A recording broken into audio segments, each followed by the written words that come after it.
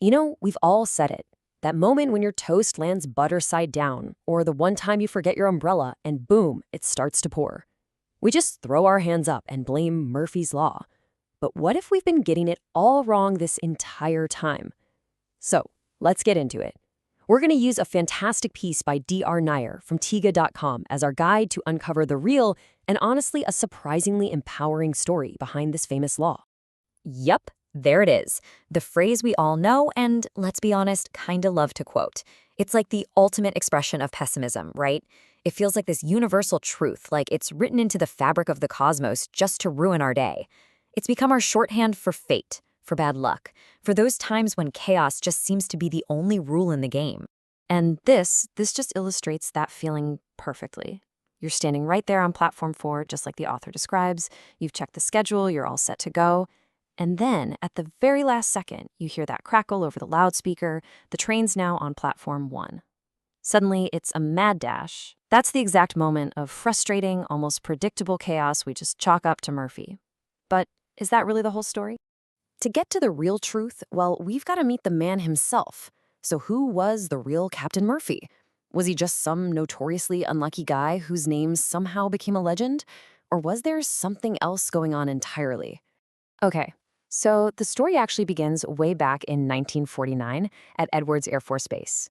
Captain Edward A. Murphy, he was an engineer, and he was working on this really high-stakes experiment, testing human acceleration tolerances. But during a critical test run, the whole thing failed. Why? Because a technician had wired just one single sensor incorrectly. And it was Murphy's reaction to this totally preventable error that started it all. And this is what Captain Murphy actually said. Now, it's a subtle difference, isn't it? But it's absolutely crucial. He's not talking about the universe conspiring against us. He's talking about people. He's talking about the potential for human error when a system allows that error to happen. It's a statement about design, not destiny. And that right there, that changes everything. See, this wasn't some complaint about bad luck. It was a powerful engineering principle. Murphy was basically arguing for building systems that are so clear, so robust, that the wrong way isn't even an option. It was a call to action for engineers to design things in a way that protects against simple mistakes. You could almost call it defensive design. So let's just break this down side by side. On the one hand, you've got the myth we all know, Murphy's Law, as this cosmic curse, a handy excuse for when things just fall apart. But on the other hand, you have the reality, a principle of smart design, a call for precision to anticipate and literally eliminate the possibility of error. We somehow turned a call for better engineering into a joke about bad luck. And this gets right to the heart of it all. Unchecked assumptions. What Murphy's original idea teaches us is that failure is rarely random. It's almost always the direct result of assuming something will work, or assuming someone will do something correctly, or assuming a situation hasn't changed.